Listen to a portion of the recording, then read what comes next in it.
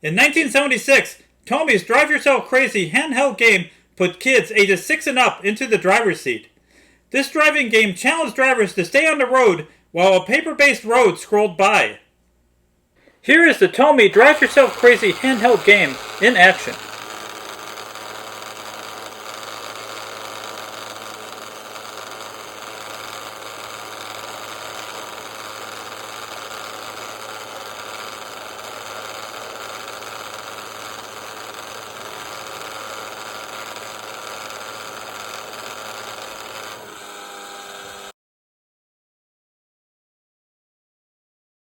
There is a power switch on the right hand side.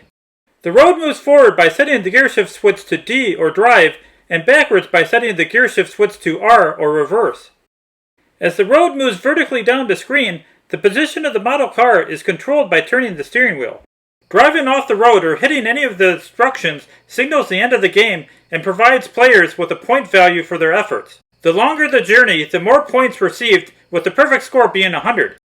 The top of this handheld game can be easily removed without tools, and their paper-based road scroll can be replaced, which makes me believe the intention was that other road scrolls could be installed, although I'm not aware of any others being made. Before TOMY made more sophisticated handheld games like Digital Derby, Hit and Missile, and Digital Daredevil, there was Drive Yourself Crazy. The box that Drive Yourself Crazy came in exuded excitement.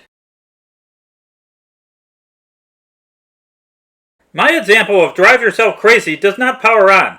Time for repair. Drive Yourself Crazy is powered by a single C-cell battery. The first step is to remove it. The top cover is removed by pressing the clip under the steering wheel towards the screen, then lifting up. This reveals the paper road scroll and inner workings. A wiper mechanism connects the steering wheel to the model car. The next step is to remove the paper road scroll from the base.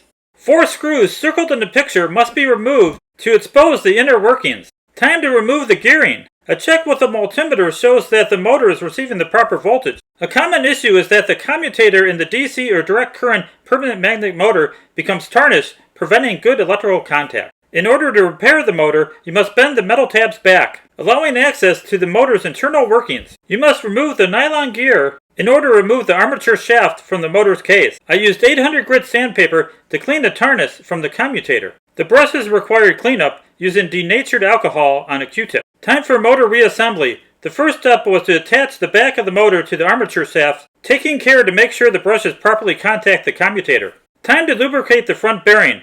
Once the shaft was back in the case with the metal tabs securing the back of the motor, I used Labelle 108 intended for model railroads as it is safe on plastics. It is important to lubricate the back bearing as well. Time to test the motor using a single C-cell battery for power.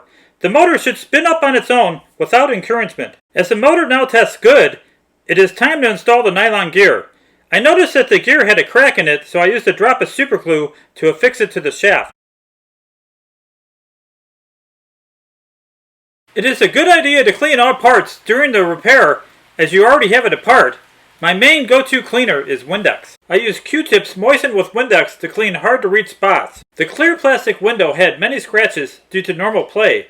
I used McGuire's Plastex to buff them out. After cleaning, I use Armor All to restore the luster of both the top and bottom case of this handheld driving game. Now that the base has been thoroughly cleaned, it is time for the reassembly process.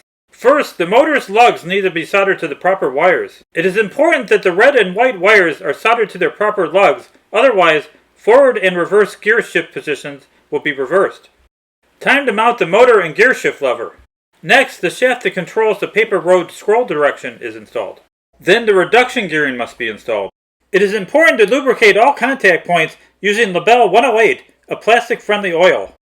The cover that holds the gearing in place is secured with 4 screws. This yellow plastic piece causes the gear shift ratcheting action. The paper road scroll just drops in place. The model car on a wiper attaches to the top cover with a single screw. Finally, you hook the top cover at the top and it clips in place at the bottom. Assembly is now complete. Testing can commence once a C-cell battery is installed and the battery compartment door is closed.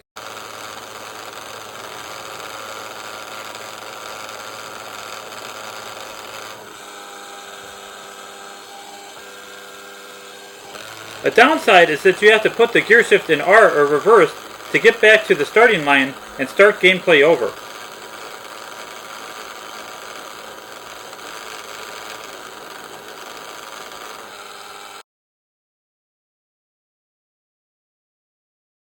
Thank you for watching this how-to repair video on the 1976 TOMY Drive Yourself Crazy handheld game.